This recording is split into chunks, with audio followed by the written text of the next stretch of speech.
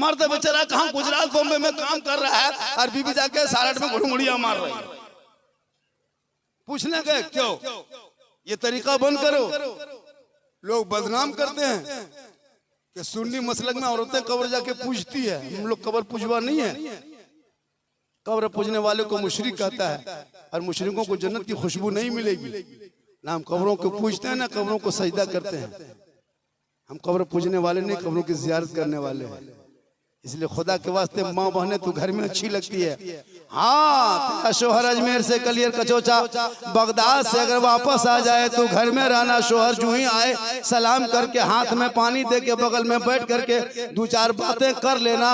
किताबों में उस औरत के उस बीवी के नामा अमाल में एक जिहाद करने में जो सवाब मिलता है वो सवाब शोहर के हाथ में पानी दे के बगल में बैठ के गुफ्तगू करने से मिलता है। लेकिन हमारी माँ बहनें कहाँ ये सब बात समझे। आज हमारा बेटा जो बिगड़ा है ना, ये ऐसे नहीं बिगड़ा है। गौसे आजम की माँ कुरान पढ़ के सोई थी, हमेशा सोती थी कुरान पढ़ के। तो बेटा अब्दुल कादिर जब पैदा हुआ तो 18 पारा का हाफिज कुरान पैदा हुआ। हमारी बहू बेटियां LCD देख के सोती है, मोबाइल देख के सोती है, टीवी देख के सोती है। तो बेटा गुलाम गौस पैदा होगा, गुलाम PUBG फ्री फायर पैदा होगा। आप ही सोचिए, गुलाम रसूल पैदा होगा या गुलाम बोतल पैदा होगा, गुलाम अली होगा या गुलाम लुड्डू या जुआ होगा। इसलिए माँ बहने तू कनीज़े फातिमा बन जा।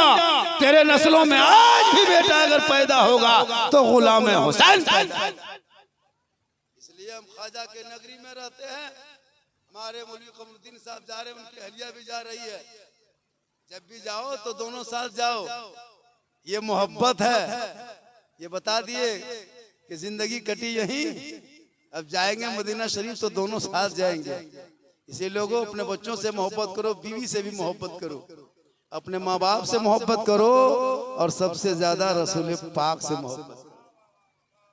मोहब्बत करना गुनाह नहीं है। इतनी मोहब्बत बीवी से करो कि जरूरत पड़े तो अपने साथ भी लेके जाओ। और जब वो आएगी ना वहां से, बाल बच्चे माँ बाप का चेहरा देखेंगे ना तो हज का सवाब मिलेगा। माँ बाप की रजा में रब की रजा है। माँ की दुआ में गारंटी है। 10 मौलाना बैठ के 2 घंटा दुआ करेगा, देगा दुआ, लेकिन वो गारंटी नहीं देगा कि मेरी दुआ कबूल हो जाएगी। 10 मुफ्ती साहब बैठ के दुआ करेंगे आंगन में, गारंटी नहीं है। 10 हाजी साहबान भी बैठ के दुआ करेंगे, गारंटी नहीं है। 10 पीर साहब बैठ के दुआ करेंगे, गारंटी नहीं है। लेकिन तनहा तेरी माँ अगर आंचल उठा दे थोरिया में और वो दुआ कर दे ना, कसम खुदा की तुम कहीं भी रहोगे माँ की दुआ तेरे हक में कबूल होती है। आका जनाब मोहम्मद रसूलुल्लाह फरमाते माँ बाप की रजा में रब की रजा। इसलिए अल्लाह ने दौलत दी है तो कम से कम हज उम्रा कर लीजिए। और जिस पर हज फर्ज है वो हज ही करना होगा उनको। बहुत आदमी हमारे इलाके में ऐसा सिस्टम हो भी गया है कि जिस पर हज भी फर्ज है वो भी उम्र में पार इलाके में हो रहा है। अच्छा, कुछ लोग हैं कि हज के लिए अभी उम्रा में बहुत ज्यादा जा रहे हैं। पहले जैसे अजमेर जाते थे वैसे लोग उम्रा में जा रहे हैं। जाना चाहिए जिनके पास पैसा है। अब वो उम्रा में आकर के अगर उनको हाजी साहब नहीं कहिएगा तब तो पारा करो। ऐसा भी हो रहा है। हमारे इलाके में एगो हुआ, आ गया और हाजी साहब नहीं कहा, मौलाना कहा के वो मौलाना साहब तकरीर करने लगे, देखिए हमारे फलाना साहब आए हैं, हमारे हजरत आए हैं, फलाना आए हैं, ढकाना आए, मक्का छोड़ के। तुम जुम्मा बाद तू बोल तो हाजी कहने बोलने हमरा। तो सुनिए, उलमा किराम बैठे हैं, जो हज करता है, जो उम्रा करते हैं, तो जो उम्रा कर लेते हैं वो अल्लाह के रसूल के रोजे देखते हैं। आपको दुनिया हाजी का इसके मतलब नहीं कि हाजी के नाम पे अब जाए। आका के रोजा देख लेंगे आप बख्शे जाएंगे। और ने के इलाके में हाजी हज करके आए और सीधे दंदनाते हुए राशन दुकान गया। सोचा दुकानदार के हाजी साहब मक्का से लौट के आ गए, अब बाकी बकाया जो बाकी रकम है वो सब दे देंगे। दंदनाते हुए हो गए राशन दुकान, बोला खाता निकाल, खतवा निकाल, कहाँ खतवा बोल निकाल। अब दुकानदार सोचा कि अल्लाह हाजी साहब आ गए, जितना बका बका 2-4 हजार है सब दे देगा। दुकानदार खाता निकाला, कहा कि नाम कहाँ, नमो कहाँ, बोल बोल नमो कहाँ लिख ले। अब नाम दिखा दिया कि यहाँ है। बोल कहाँ हो, बोल यहाँ हो। बोल नाम के आगे हाजी लिख, नाम के आगे हाजी लिखवा दिया, चल दिया। दुकानदार वहां देखते रह गए, अल्लाह हम सोचे हिसाब किताब देगा, वो हाजी लिखवाने आया था। ऐसे ऐसे लोग होते हैं। एक हाजी 10 हज कर ले लेकिन आलिम के बराबर नहीं हो सकता है। आजकल 2 5 6 को मक्का मदीना से आ जाते हैं और इमाम को पूछ देखता है, ये मौलवी ठीक ना हो। शराबी से जितना खतरा इमाम को नहीं है ना, शराबी से खतरा नहीं है, चोर से खतरा नहीं है, नमाजी से इमाम को खतरा है। नमाज पढ़ लेगा इमाम, अगर 2 दिन गायब हो गया, 2-3 को बुढ़वा बैठ करके, ये मौलाना आज हो गया, ये ना रहा तो ये सलाह बहुत बहे क्या लो। दूसरा बुढ़वा, हाँ ये चुगली है। इमाम की कोई कमी हो तो उस सदस्य की लेकर उसके रूम में बैठ के कहे।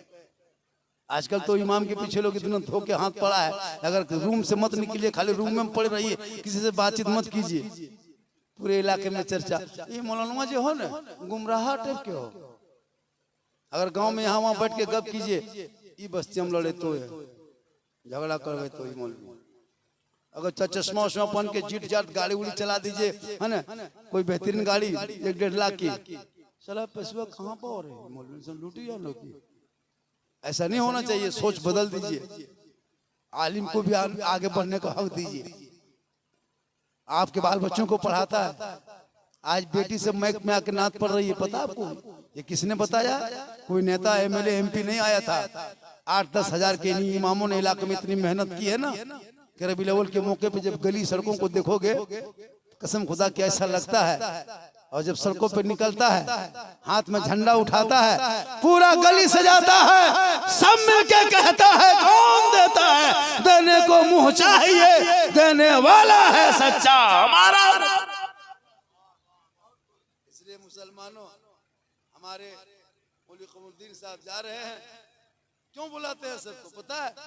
इसलिए नहीं बुलाते कि जा रहे हैं तो उसको देखिए, नहीं, खाना खिलाने के लिए नहीं, इसलिए बुलाते मेहमान कुटुंब गांव को, अपने गोतिया भैया दो मेहमान हो, रिश्तेदार हो, कि हम जा रहे मक्का शरीफ जा रहे हैं। हम साथ में एहराम कफन के शक्ल में कपड़ा के सफेद कपड़ा लेके जाते हैं। ये गांव वालों, मोहल्ले वालों, रिश्तेदारों, अगर कोई तरह की बातचीत हो गई है 50 60 साल 70 जिंदगी में, तो सब जमा हो जाइएगा। हम सुबह निकलेंगे, हमारे बाल बच्चे भी रहेंगे, सब लोग रहेंगे, गांव मोहल्ले के सब जमा हो जाएगा। फिर घर क्यों आइएगा, वहीं खाना उना थोड़ा बनाएंगे, खा लीजिएगा। कुछ उलमा लोग भी बुलाएंगे, नाते मुस्तफा होगी, तकरीर होगी, 2-4 बातें होगी, मिलके दुआ करेंगे। और अगर मुझसे कोई भूल चूक हो गई है, किसी से ऊंच नीच हो गई है, कोई तेरी मेरी हो गई है, तो हम मक्का शरीफ जा रहे हैं, खुदा के वास्ते माफ कर देना। यही हर जाने वालों की ख्वाहिश होती है, इसलिए लोगों को बुलाता है। ऐसा नहीं कि हम जा रहे हैं तो देखो हम जा रहे हैं, मेरा मकसद है लोगों को बुलाना दिखाना, ये मकसद नहीं होता है। ये मौलवी कमरुद्दीन साहब इसी मकसद से बुलाए हैं कि हो सकता है कोई तरह की बात हो गई होगी तो माफ कर देना। इसलिए अल्लाह के वास्ते अगर कोई तरह के लेन देन हो, कोई तरह की शिकवा गिला हो, मुसाफा करके माफ कर देंगे आप, तो अल्लाह भी माफ करेगा। और जब एक मोमिन दूसरे मोमिन से मुसाफा करता है ना, एक मोमिन दूसरे मोमिन से मुसाफा करता है, तो हाथ अलग होने से पहले अल्लाह दोनों को मगफरत कर देता है। इसलिए खुदा के वास्ते आपस में मिलजुल के रहना। मेरी माँ बहने, आप यहाँ वहाँ ना जाना, आप अपने घर में अच्छी लगती है पर्दे की हिफाजत करना, और अपने शोहर के लिए तुम बनना संवरना, हटिया बाजार के लिए नहीं संवरना, अपने बस शोहर के लिए। किताबों में आया जब कोई बीवी श्रृंगार करती है ना शोहर के नाम पे, काजल लगा ले, पाउडर लगा ले, चेहरा सजा ले, सर के बाल को संवार ले, अच्छा कपड़ा पहन ले। किताबों में आया जब कोई बीवी अपने शोहर के नाम पे सजती संवरती है ना, तो 2 रिकत नफल नमाज पढ़ने में जितना सवाब मिलता, माँ बहने उतना सवाब उस औरत को मिलेगा, उस बीवी को, जो बीवी अपने शोहर के नाम पे श्रृंगार करती है। श्रृंगार करना गुनाह नहीं है, लेकिन वही श्रृंगार अगर करके गली कूचा में बैठ के चुगली की बात, हटिया बाजार में घूमे, दूसरों को चेहरे का अपने नुमाइश दिखाए, कयामत के दिन उस औरत के चेहरे पे गोश्त ना होगा, हड्डी दिखाई देगी, सर के बाल से लटका दिया जाएगा। ये अजाब का सिलसिला होगा जो अपने चेहरे के श्रृंगार को दुनिया में गैर मर्दों को दिखाया करती थी।